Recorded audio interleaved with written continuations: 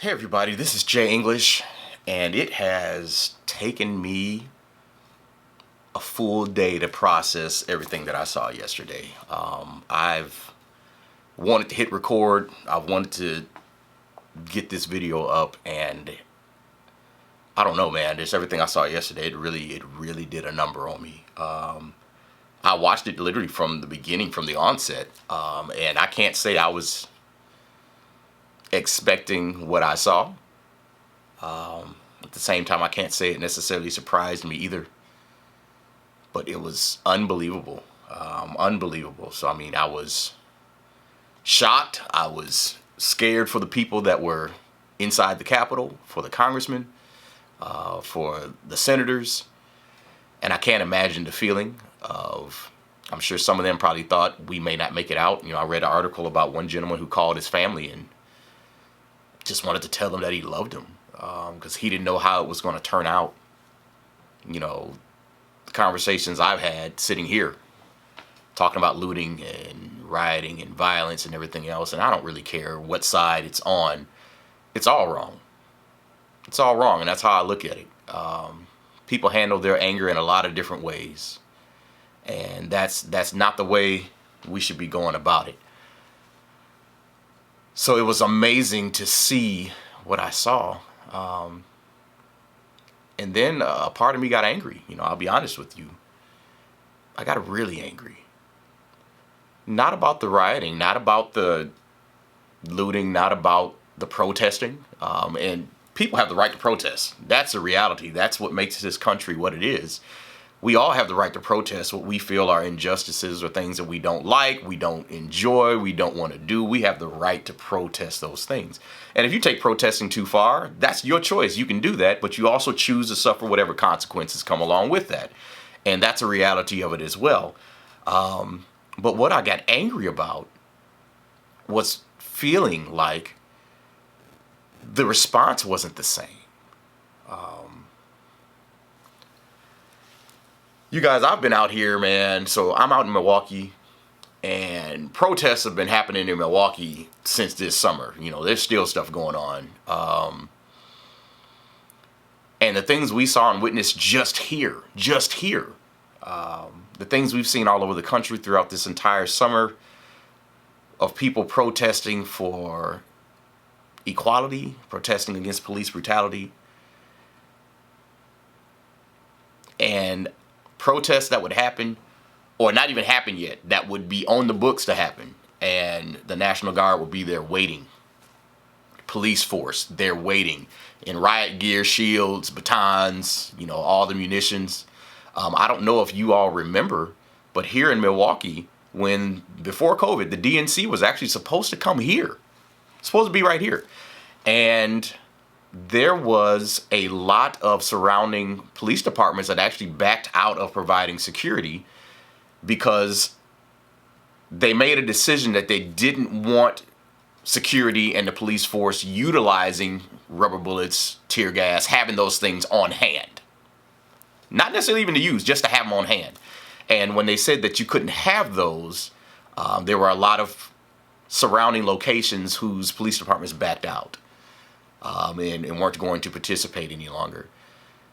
Down in Washington, D.C. this summer, protesting, where monuments were being surrounded, government buildings had all kinds of armed personnel.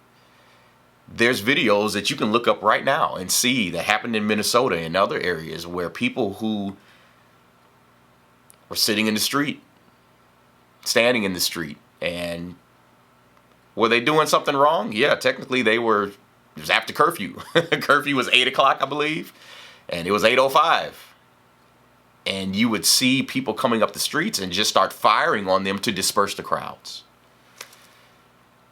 I know people in Wauwatosa who were protesting a number of things there, and some of them were detained, some of them were handcuffed, for simply being present.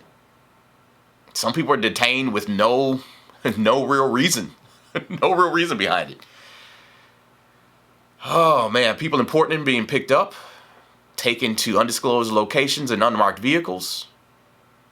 Like we saw a lot of things, and it was crazy to see, but you knew that being out here, man, this was a possibility to happen. So when I saw yesterday, and I saw thousands of people, and I didn't see the police presence, I was confused. I was a little confused because they'd have been being marketed all over social media, Twitter, everything else for certain people saying, hey, we're going down here. This is what we're about to do. It's about to be crazy. It's about to be wild. To not see that police presence there prepared, like, it amazed me. And then to see the crowds rushing up the stairs of the Capitol building and then begin breaking out windows and pulling open doors and running into the building, and to not see them met with any resistance. Not just me, a lot of people I know, a lot of people I love, a lot of people in my community, having conversations, being on social media, just engaging with each other, and seeing a lot of African Americans, man, looking at that and saying, if that had been us, man, it'd have been a whole different response. We saw what Washington, D.C. looks like when we came to protest, and it looked very different. We've seen all year long how we tend to get treated. And when I tell you that a majority of the protests were peaceful, I really mean that. And we saw the amount of force that was being utilized. We saw the tanks pulling into town. You saw the armed vehicles. You saw the armed guards. You saw all these things being brought out. And to not see any of that. It's a lot of us, man. We hurting. We angry. And I was talking to someone, and I was trying to help them understand. We look at it and feel that only white people could get away with that. And I'm being honest with that. I'm not saying that to do anything but tell you how we honestly feel. And he was like, do you really believe that? And I said, absolutely. Absolutely. If I got together with about 2,000 of my friends and we ran down there and decided we was going to climb the walls and run into the building, I can't imagine. I can't imagine. And I said, let me take this to another place for you. Let's say United States of America, Washington, D.C., same reason, because people are upset about the election. They want to see a change. Let's say 2,500 of my Saudi Arabian or Middle Eastern brothers and sisters was down there. And they ran up the stairs of the Capitol building and into the halls. There's no way you can convince me that it would have been what I saw on TV yesterday. There's no way you can convince me of that. There's no way possible you can convince me of that. And if you, like me, look at that and say, man, if that had happened and it had have been Middle Easterners, what would that have looked like? Would there have been more than one death? Would the response have looked different? Would the preparation have looked different? Would the coordination of the entire thing have looked different? And my issue is not seeing a similar response.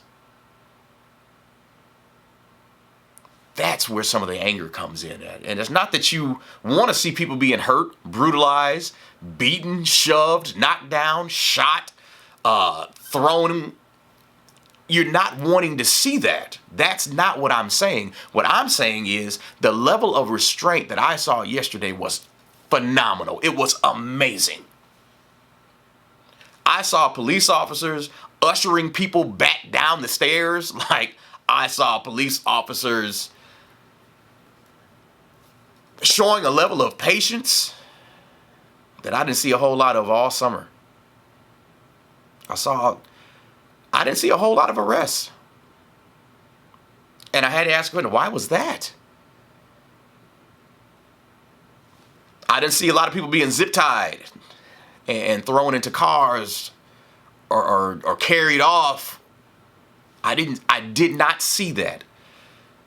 And not just myself, man. And when I saw some other pastors, and I'm talking about literally African-American pastors like across the board, and I know so many amazing ones, and some of them that are even more quiet on stuff like this who are coming out yesterday like, you got to look at this and see a problem. You have to. Wow.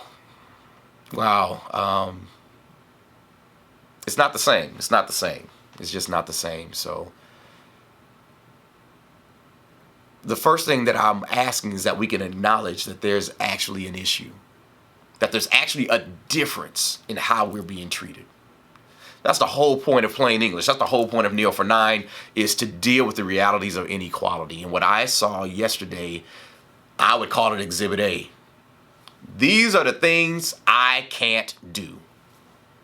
I can't do that.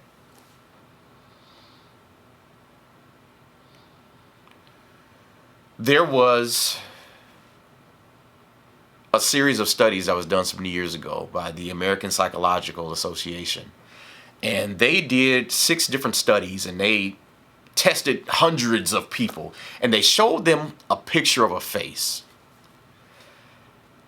And after 6 studies of hundreds of people, they realized that when people looked at a face that they assumed was black, and they were asked to give a opinion on the size of the person, the amount of harm the person could potentially cause, how threatening the person would be perceived to be, and how valid the use of lethal force would be on that person, they noticed a huge disparity. If they believed the person in the picture was African American, this was a study. They found out that most people assumed they were larger, they were more threatening, they were more likely to cause harm, and that the use of lethal force was actually more necessary. Now, of course, they did this with a diverse study, so it wasn't just the mindset of only one particular culture of people. This is all cultures of people who are viewing African Americans in this light. There was another study that I watched on television. I watched them do it, where they put people in a police simulation. They gave them a gun filled with blanks, and they had people jumping out from behind stuff, and they had to make a snap decision on, is this someone that's going to do you harm? Is this someone with a cell phone, or is this someone with nothing at all in their hands? They had black people, they had white people jumping out, and people had to make that snap decision. Well, at the end of the simulation, they had 2 people jump out from both sides. Neither one of them had anything in their hands. They both jumped out with their hands up, but one was black and one was white. If I don't tell y'all that every time the black person got shot, every time the black person got shot. And it didn't matter who had the gun. White people had the gun, they shot the black guy. Black people had the gun, they shot the black guy. Asian people had the gun, they shot the black guy. Hispanic people had the gun, they shot the black guy.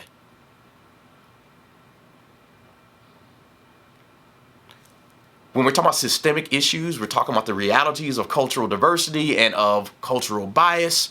We're talking about discrimination being on a subconscious level of even how we perceive a threat. In a split second, if I see a black body and a white body jump out, I instantly point my gun and pull the trigger at the black body. Statistics have proved these things. And it's not equal. And these are the things we're fighting to change. And I just feel like you can't look at yesterday and say anything different. We saw the same thing. The amazing levels of restraint. I have to believe there were officers absolutely feared for their lives. I have to believe there are people that deserved. The number of officers I heard reported that were injured severely, like really injured yesterday. And we get reports of one shot fired, one person being killed.